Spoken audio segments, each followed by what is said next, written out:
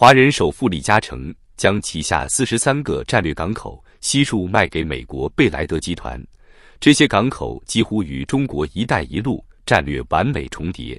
对中国全球贸易布局造成致命打击。中央高层人士透露，这一消息让北京高层震怒。有分析师直言，这是近10年来中国海外利益遭受的最大单一损失。来看看这些被出售港口到底有多重要。根据最新披露的交易清单，这43个港口横跨亚洲、美洲、欧洲、中东和非洲，几乎完美覆盖了中国“一带一路”的核心节点。尤其惊人的是，其中仅巴拿马的巴尔博亚港和克里斯托瓦尔港就控制了巴拿马运河两端咽喉，而据中国海关总署的数据，中国38%对美贸易依赖此航道。更让北京方面揪心的是，亚洲地区被出售的10个港口几乎都是中国周边国家的核心枢纽。以韩国的釜山港为例，这个全球第5大集装箱港口不仅是中日韩贸易的核心节点，更是中国东北商品出海的关键通道。釜山海关数据显示，2023年经由釜山港中转的中国货物价值高达780亿美元。现在好了，这个港口的运营权直接落入美国资本手中。中东地区的情况更加触目惊心。埃及的亚历山大港和索科纳港位于苏伊士运河咽喉位置，沙特的吉赞港和阿曼的苏哈尔港则扼守红海和霍尔木兹海峡的关键航道。据国际能源署的最新数据，中国超过61%的原油进口需要通过这些航道运输。一位不愿透露姓名的中国能源安全专家向记者直言不讳，这些港口控制权易主后，美国只需轻轻一压，就能让中国的能源命脉陷入致命风险。根据彭博社的最新报道，这笔交易金额高达150亿美元，创下港口行业史上最大单笔并购记录。但更引人深思的是交易时机。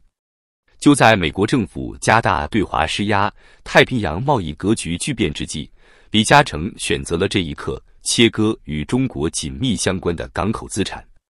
更值得玩味的是，《华尔街日报》披露，贝莱德集团去年曾接受过美国情报部门的非正式建议，鼓励其收购这些战略港口，以确保西方在关键航道的影响力。这一说法虽未得到官方证实，但足以让人浮想联翩。香港某大型投行的首席分析师在接受采访时表示，李嘉诚早已看透风向。从2016年开始大举撤出中国大陆，2023年又加速从香港撤资，如今又是这43个港口。这不是简单的商业决策，而是对全球地缘政治大趋势的前瞻性判断。更雪上加霜的是，据《金融时报》报道，贝莱德集团已经与美国海军签署了一份设施共享协议，允许美军在特殊情况下使用这些商业港口设施。这意味着什么？意味着中国商船未来可能随时面临美军监控甚至检查的风险。让我们来看看这些港口的战略价值究竟有多大。根据联合国贸发会议的最新数据，这43个港口合计处理了全球28%的集装箱贸易量，其中约70%与中国有直接或间接的贸易往来。我们再来看几组触目惊心的数据。欧洲区域李嘉诚出售的13个欧洲港口中，鹿特丹港、安特卫普港和汉堡港3大港口处理了中欧班列终点站超过85%的货物转运量。据中国铁路总公司的统计，仅2023年，经由这3大港口中转的中欧班列货物价值就超过1500亿欧元。东南亚区域，印尼的雅加达国际货柜码头、泰国的兰查蓬码头和越南的西贡国际码头合计处理了中国与东盟国家超过40%的贸易货物。中国商务部数据显示，这一区域2023年与中国的贸易总额达到9753亿美元，占中国外贸总额的15.4%。美洲区域巴拿马的2大港口控制了中美贸易的咽喉，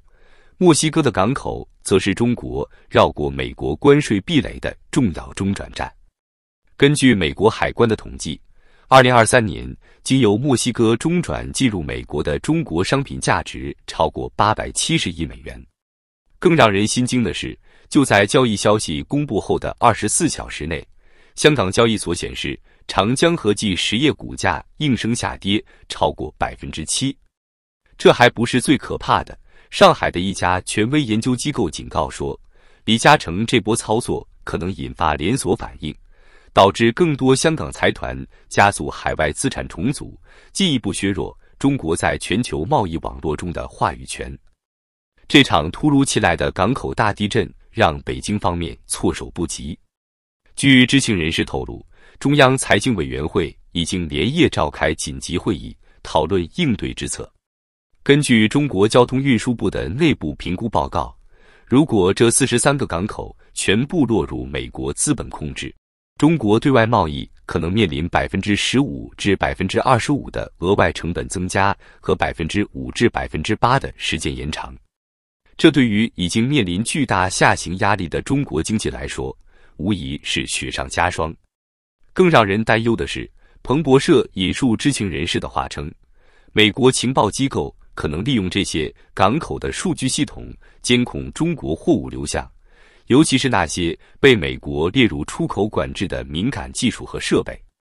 这意味着中国企业的全球供应链将面临前所未有的透明度风险。不过，中国似乎也没有坐以待毙。据路透社报道，中国国家开发银行和亚洲基础设施投资银行已经启动了一项总额达500亿美元的港口收购计划，目标是在5年内收购或建设至少35个战略港口，以对冲李嘉诚出售港口带来的负面影响。让我们再来看看这位华人首富的争议人生。李嘉诚，这位从13岁就背着父亲骨灰逃难香港的潮汕少年，如今却被大陆社交媒体贴上了卖国贼的标签，这是何等的讽刺！然而，数据会说话。根据公开资料，李嘉诚在中国的公益捐助总金额已经超过3000亿元人民币，约占其总资产的10%以上。他出资修建的深汕高速是中国第一条不收费的高速公路。他创办的汕头大学多年来为中国培养了数以万计的精英人才。他资助的白内障手术项目已经帮助超过500万贫困患者重见光明。更值得一提的是，与那些留下烂尾楼和天量债务的恒大、碧桂园们相比，李嘉诚的房地产项目没有一个烂尾，他的公司股票也没有让投资者深度套牢，更没有留下数万亿的债务让全国人民买单。一位香港资深金融评论员一针见血地指出，把李嘉诚妖魔化为卖国贼，恰恰反映了某些人对资本逻辑的无知。资本是逐利的，但也需要稳定的政策环境和可预期的回报。当这些基本条件无法满足时，资本外逃是必然结果。梳理这些被出售港口的地理分布，一个惊人的事实浮出水面，它们形成了一条几乎完美的包围圈，从东亚绕到东南亚，穿过中东，延伸至欧洲和北美。这与美国前国务卿基辛格提出的岛链战略有着惊人的相似之处。一位中国国防大学教授直言，这已经不仅仅是商业行为，而是一场没有硝烟的经济战。他告诉记者，控制港口就是控制贸易，控制贸易就是控制经济命脉。这是一场关乎中国未来发展道路的重大挑战。更让人忧心的是，根据普华永道发布的最新研究报告，未来5年内，全球超过60%的战略港口可能会变更所有权，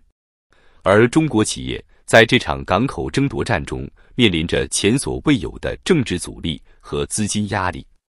一位参与“一带一路”规划的前高官无奈地表示，我们花了10年时间，数万亿资金打造的全球贸易网络，可能因为这一系列港口易主而受到严重削弱。恢复这种影响力需要数倍于此的投入和时间。在全球地缘政治博弈日益激烈的今天，李嘉诚的这步棋无疑给中国的全球战略布局带来了巨大挑战。接下来，北京方面将如何应对这场港口危机，值得我们持续关注。要知道，在国际贸易这个大棋局上，光靠雄心壮志可是行不通的。